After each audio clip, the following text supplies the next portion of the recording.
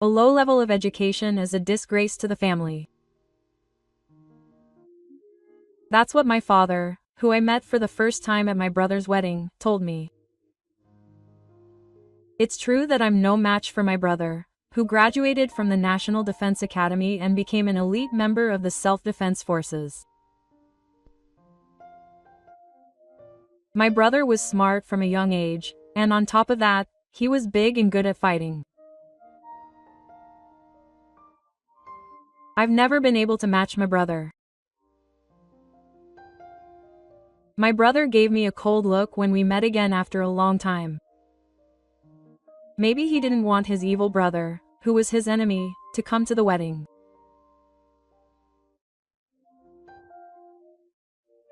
Maybe I shouldn't have attended after all. That's when my brother's wife, Sayaka, showed up.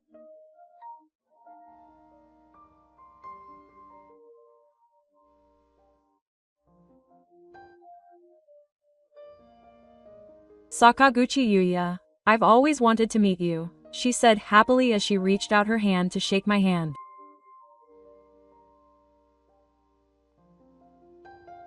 My name is Sakaguchi Yuya.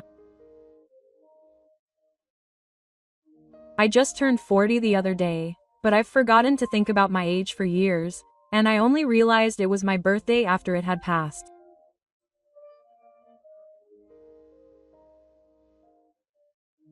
The reason for this is partly because I've been so busy with my day and work, but also because at some point I stopped thinking about my future. It may seem irresponsible for a grown man not to think about the future, but in the end, no matter how much you dream about the future, reality is limited to the here and now. If I collapse in the present, the future I imagined will be kissed to nothingness. There is no point in worrying about the future. I live my life with the attitude that as long as things are good now, that's all that matters. I am currently on my way back to Japan from a certain northern country. My job requires me to travel around the world a lot, so I often get on planes, and the world seen from high above is beautiful. Beneath this scenery are the activities of many people, and when I think about how they all live their daily lives while dealing with their own problems, my heart warms.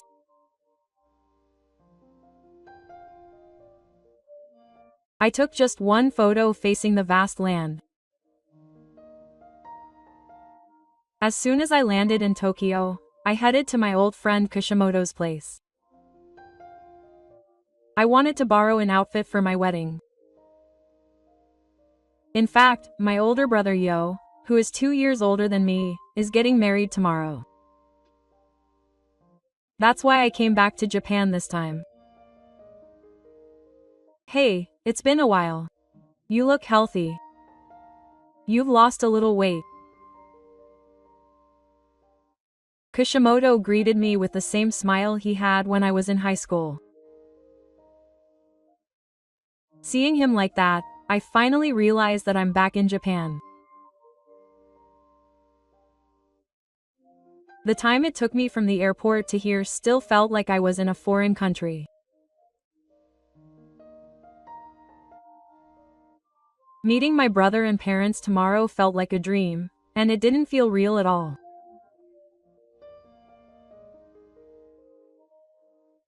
But seeing Q's familiar face, I finally felt like I was back to being the person Sakaguchi Yuya. Oh, I'm fine. I haven't been hit by a bullet yet. I laughed, taking the joke to heart. Then Kishimoto smiled slightly and invited me in, letting me into his room.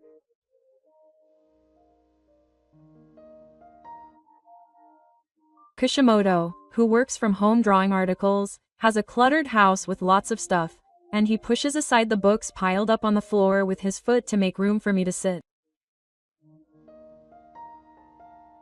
Kishimoto's room has always been overflowing with all sorts of things.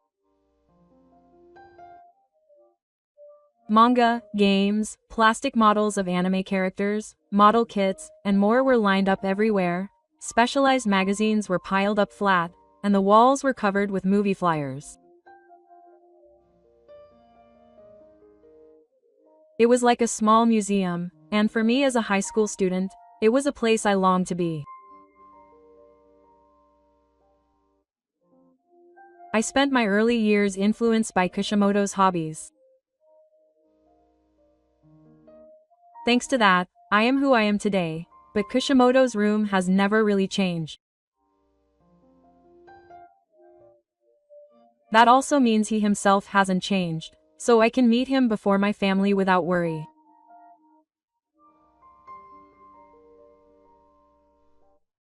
After breaking off with Kishimoto, I headed to the hotel where I was staying, carrying my borrowed clothes. Kishimoto told me I should stay at his place, but I declined, saying it would be difficult to make a bed. Of course, I really wanted to have a drink with Kishimoto in that room, but I felt that if I did that, I would miss out on tomorrow's wedding. I decided to stay in my hotel room by myself today and do some work. So I said goodbye to Kishimoto and headed to my hotel.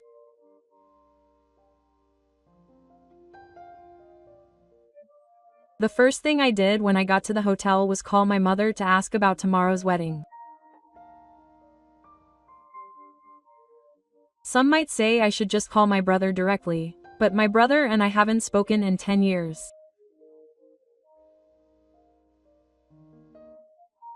I didn't know what to talk about on the phone now. To be honest, I didn't feel like going to the wedding.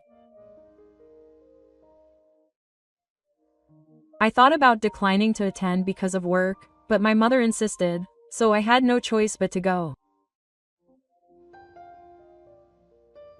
My brother is currently an elite self-defense force member who graduated from the National Defense Academy. Compared to me, who was smart and thin since we were kids, he was so big and good at fighting that I couldn't believe he was my older brother.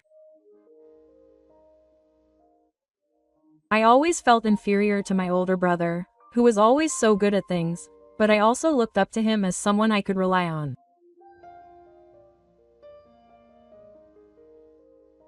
And then the day of the ceremony arrived. I decided to wear the clothes I had borrowed from Kishimoto and act as casually as possible.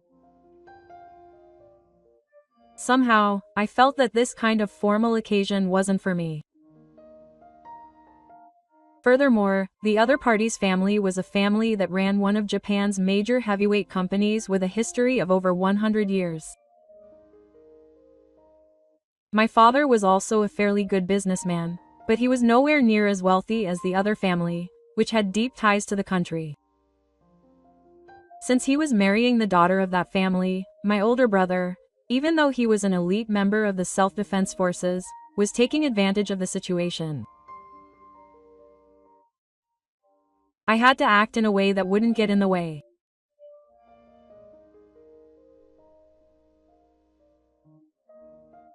In fact, my father, a priest with a face that was the epitome of authority, was staring at me as I gave my greetings, as if he was sizing me up. I'm not good with people like that, so I tried to avoid making eye contact and get through it.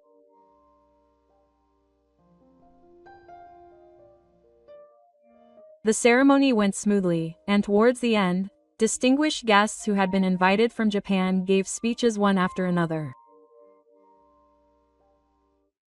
Among them were some famous politicians, and I was surprised to see that they were indeed major Japanese corporations. But what surprised me most was that even the head of the Japanese branch of the Associated Press, a major American news agency with a global reach, was in attendance. Apparently, my new father had worked there as a reporter before his marriage. I heard that the Associated Press has more power than even Japanese TV stations. She must have been an elite journalist, since a reporter from such a major station had come. Still, I was surprised that my brother's wife was in the same line of work as me. No, it would be presumptuous to call her a colleague. I am a freelance journalist who does not belong to any organization, and I have no authority. I live in a different world from the elite. I listened to the applause that erupted at the end of each speech with mixed feelings. At that moment, I happened to catch the eye of the other person's father. The moment our gazes met, I felt a sense of intimacy. I am sensitive to this kind of gaze, and I felt helpless, wishing I could go home quickly before anything happened. However, my wish was in vain and a conflict occurred.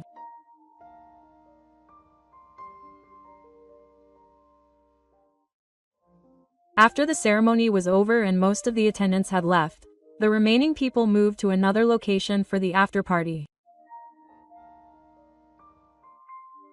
Naturally, I was about to leave without saying a word, but the priest suddenly called out to me. Her name was Sayaka.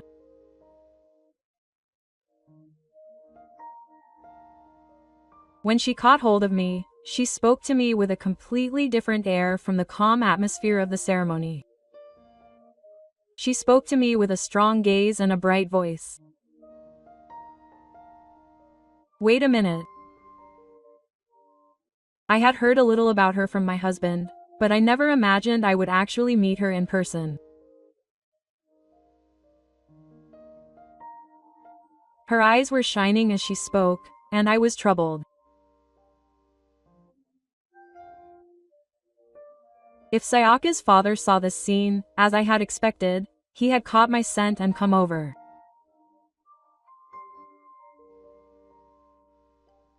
Hey, Sayaka. That person is leaving now. Don't try to stop him. That's right. His face as he confirmed that it was Sayaka was quite drunk, and he looked cheerful. He was also starting to feel the effects of alcohol, and I could tell that he wasn't in a very good mood. I'm sorry, Father. I'll excuse myself here. Please take care of my brother Seiya. I said this and bowed my head. He then sneered at me. You have no right to be called father. In the first place, how could you have come all of a sudden and been accepted into the harem squad with such a good reputation? Don't you feel bad for Seiya, who is an elite? It was Sayaka who spoke up. Hey, Dad, what are you talking about? Don't you know about Yuya?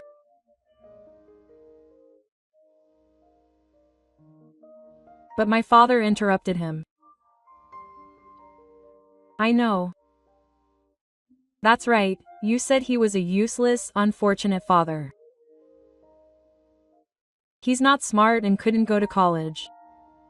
He probably has a low income even now. If he had been born into our family, he'd... Stop it, Dad. This time, Sayaka cut off her father's words. At that moment, my older brother Seiya, who had heard the commotion, came running. What's wrong, Sayaka? And Dad too. And then my brother looked at me. His eyes were cold and he looked like someone who didn't belong to the family. But I'm used to it. My smart older brother will never approve of my foolish way of life.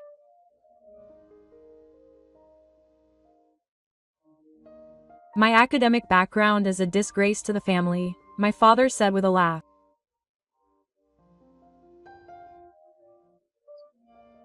Then Saya retorted in a strong tone, you'd be crazy not to know his name.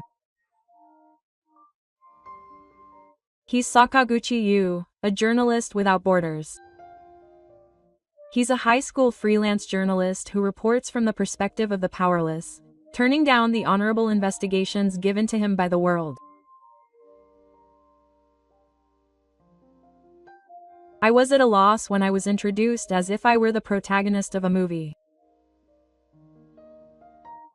Sakaguchi Yu, I've always wanted to meet you. Quote. Sayaka said this as she held out her hand for a handshake. All I could do was stare at her beautiful white hand. I decided to become a journalist and go to the battlefield when I was in my second year of high school.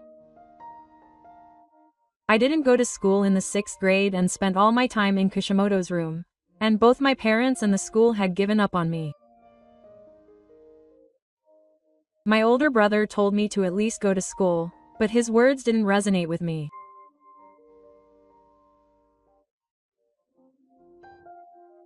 My older brother had always wanted to do something for society and for someone, and everyone, from my parents to my teachers and neighbors, admired him.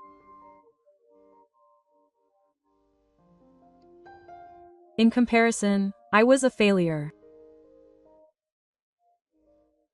I couldn't study at the same desk as my classmates, and I couldn't trust my classmates, teachers, or anyone else. Because I had that attitude, they also looked down on me. What I learned at school was that people who lacked coordination were ostracized by the community. Kishimoto, the only person I was close to, was my trusted friend.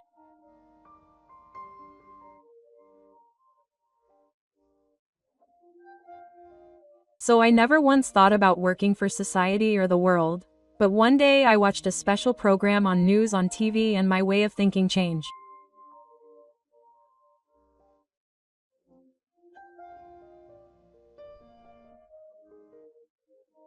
The program featured a Japanese war photographer named Hiroshi Tomioka, who traveled around the world to dangerous places such as conflict zones with just a camera in his hand, deepening his relationships with the local people.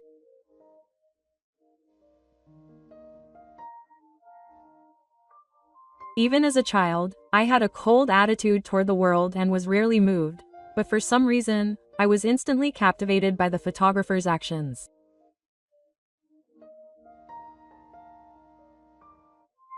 He never said anything about doing something for anyone, but he simply talked to everyone as if they were family, and while spending time with them in dangerous situations, he captured their images in the viewfinder. That was something I felt was brave and fair more than anything else. And his courage became more than just an admiration for me, it became a role model for me. It was also the time when my older brother was going to the National Defense Academy to become a member of the Self-Defense Forces. My older brother wanted to use his abilities for the country of Japan. If things continued like this, the gap between my brother and me would widen like fate. However, I knew that I wouldn't be able to get into a good university at this point, and I didn't want to join my father's company as a junior.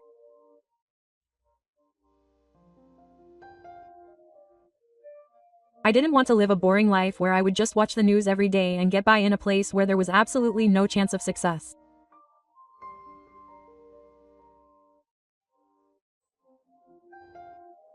I wanted to carve out my own path in life. Once I had made up my mind, I had to take some kind of action. I left Japan to study languages. I thought I should study abroad and live in a completely different culture and with completely different values. After graduating from high school, I spent 2 years traveling back and forth between different countries, honing my writing and expressive skills. Even more surprisingly, I discovered that Hiroshi Tomioka, whom I had admired, was actually Kishimoto's uncle. I was able to meet Hiroshi Tomioka as a junior at Kishimoto's school, and I shamelessly begged him to let me join his group. It was a hopeless request, but surprisingly, Tomioka-san allowed me to accompany him to his workplace, and I was finally able to become a trainee journalist. From then on, I worked as Tomioka-san's right-hand man. I accompanied him to some very dangerous locations and wrote articles about them. Tomioka-san was a freelance journalist who had contracts with several major news agencies, both domestic and international, so my articles were also read by those major news agencies. I trained intensively for 6 years until I became independent as a freelance journalist named Sakaguchi Yugaya. The first few years after I became independent were really tough times. As someone who didn't have a college degree, I couldn't get hired by Japanese newspapers or news stations, so I worked part-time jobs to make ends meet and traveled overseas repeatedly. Since I wasn't affiliated with any organization, I naturally wouldn't get paid if the stories I had gathered weren't bought. At first, I worked like I was risking my life to survive. The scenes of conflict were harsh everywhere. I realized how peaceful and blessed Japan is as a country. When I found myself in such a critical situation, the feelings of admiration and excitement I had when I was young quickly withered away, but something new sprouted within me. It was a sense of mission that only I could do it. When I was in a place like a battlefield where my life was in danger, I was confronted with the question of why I was there. Why was I deliberately risking my life to go to a distant place? At times like these, the face of my older brother came to mind. My older brother joined the self-defense forces to protect the country, and he is still on duty today. I wanted to be like my older brother, but I couldn't stand on the same level. All I could do was to get closer to my ideals, even if only a little. What were my ideals? I asked myself these questions over and over again as I frantically pressed the shutter and ran through dangerous places where bullets were flying. I lived with ordinary citizens who were living in fear under war, and when the alarm sounded, I would escape with them and write articles to convey what was happening. Before long, my actions began to catch the attention of the public, and the photos and articles I took were used by news organizations around the world. But the man himself wasn't really interested in becoming famous. He declined to accept an award from an American news organization, which all journalists aspire to be, and donated some of his earnings to sensitive and needy people. Of course, he didn't do it to be praised. He didn't want to get any closer to his ideals if he was praised by others. Tomioka, who taught me how to do my job, has been a journalist for 30 years. He's still active around the world. In comparison, I've been a journalist for 20 years. It's not time to be satisfied with my work and stop. Then, I received some shocking information. Tomioka had been hit by a stray bullet while reporting in a certain country in the Middle East and was seriously injured. I couldn't sit still, but there was no point in worrying. It's more important to think that tomorrow is my day and stay focused.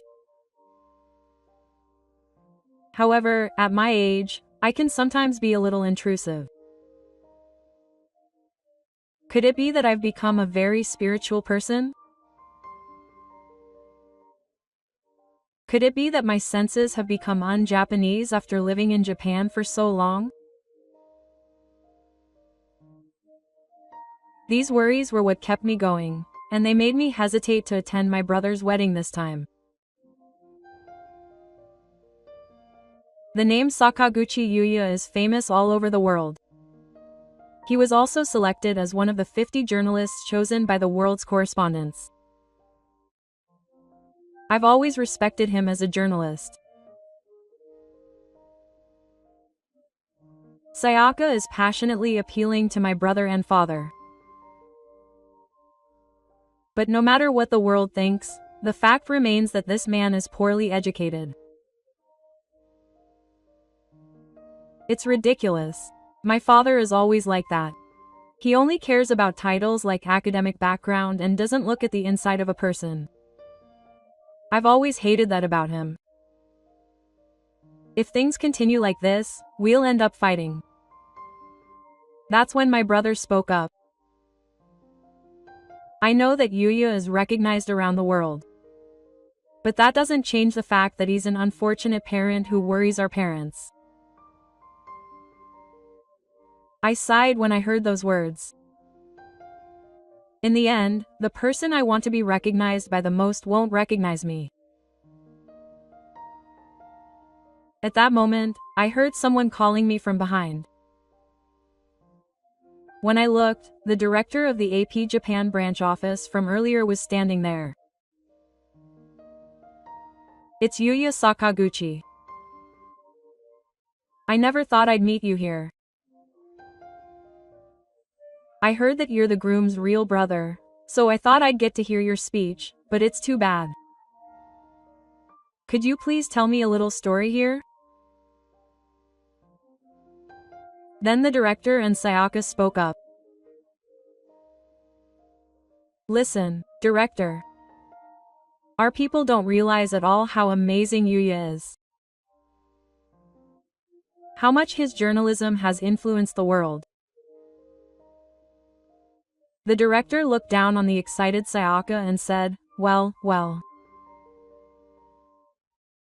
In Japan, you can't become popular unless you appear on a TV variety show. It was a very sarcastic way of putting it, typical of overseas news programs. I bowed my head to the director. That's right. I brought a friend with me today as a special favor. Then, from behind the well-dressed director, a certain person appeared. Mr. Tomioka. Seeing my reaction, Sayaka shouted in surprise. Mr. Tomioka, could it be Hiroshi Tomioka? Mr. Tomioka is also the person who made the existence of war journalists in Japan widely known. He is someone that any journalist would want to meet at least once. Tuka-san, are you okay with your injuries? I heard you dodged a bullet in the Middle East, but Tomioka-san looks a little thinner than before, but he still has the same strong gaze as before. Oh, that was last month. Modern medical technology is amazing. The director looks surprised at Tomioka-san's dangerous comment. What's so amazing is that if you had been reckless and hid just a little bit off, your life would have been in danger. In any case, I'm glad you're alive, Master. I couldn't help but shake Tomioka-san's hand. It seems you're doing your best too. Your name is getting famous in my area too. Thanks to you, I can proudly call you my master. Hearing those words, I almost started crying, despite my age. The one who looks uninterested as he listens to this whole conversation is my father.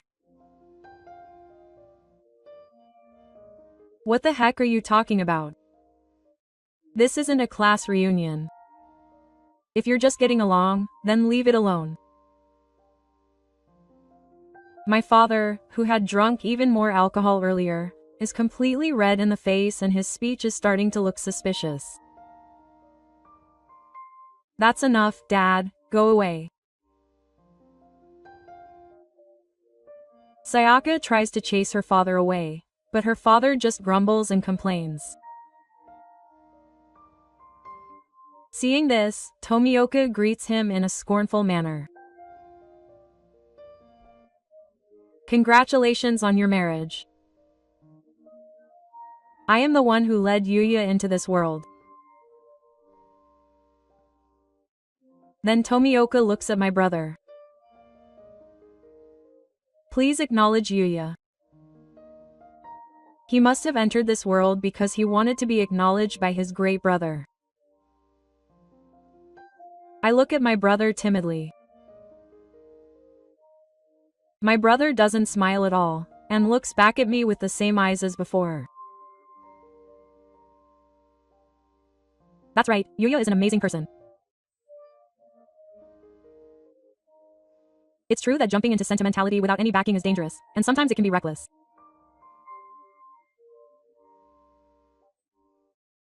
But someone has to do it.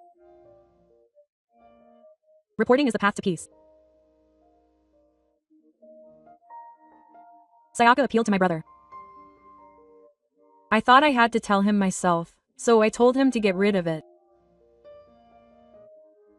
"Brother, I know I've worried our father and mother, and I think I'll continue to worry them in the future. But I enjoy being a journalist."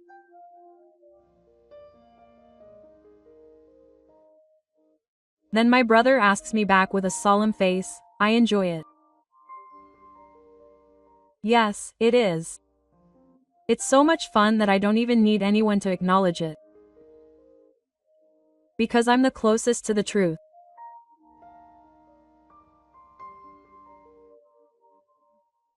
My brother sighs and says to me, "I'm not saying I don't acknowledge you.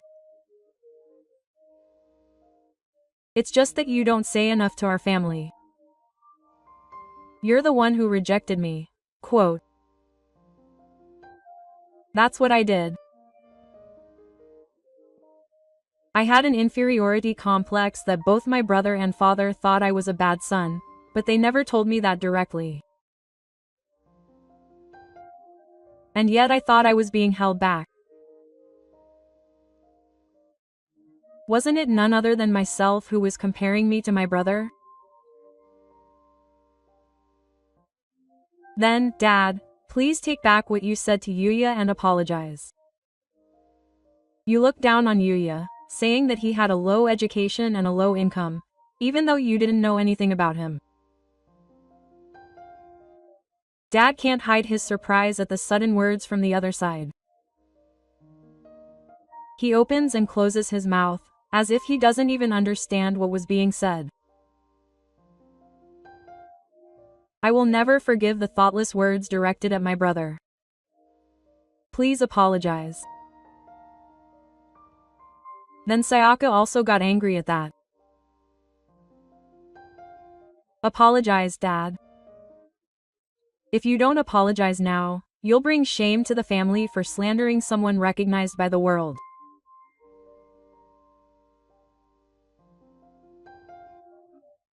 When confronted by his daughter, Dad's spirits gave out and his shoulders slumped. Then, in a small, tearful voice, he began to apologize to me.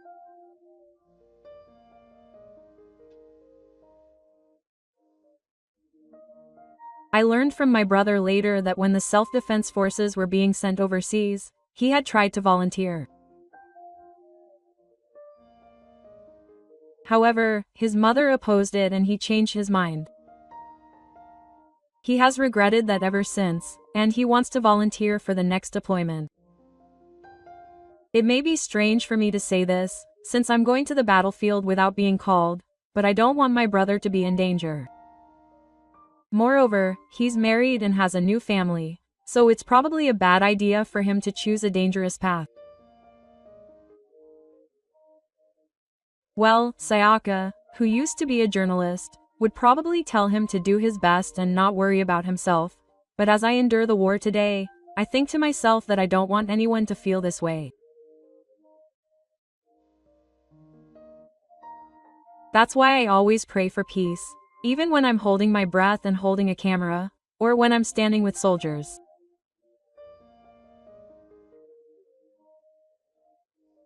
When my brother heard me say that, he said to me, "What you're trying to protect is probably much greater than what I'm trying to protect."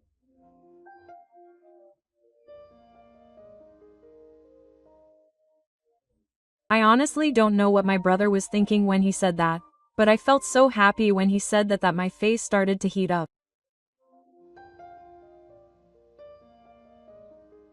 After that, I spent 23 or 24 days relaxing in Japan before returning to the northern country where war was unbearable. That's right, the place I should return to as my home is no longer Japan.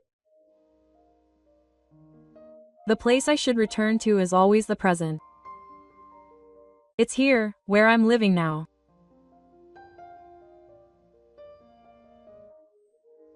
A year later, I heard that my brother and his wife had a healthy baby boy. Apparently his name is Yuki. If they took a name from mine, the child would be unhappy in the future. When I said that, my brother laughed and said, "It can't be helped, since Sayaka wanted to name him that." Then, apparently, she expressed her intention to return to being a journalist once she's done raising her children. "It's all your fault," my brother said, sounding resentful. While I apologized, I secretly thought it would be fun to work with Sayaka as a journalist.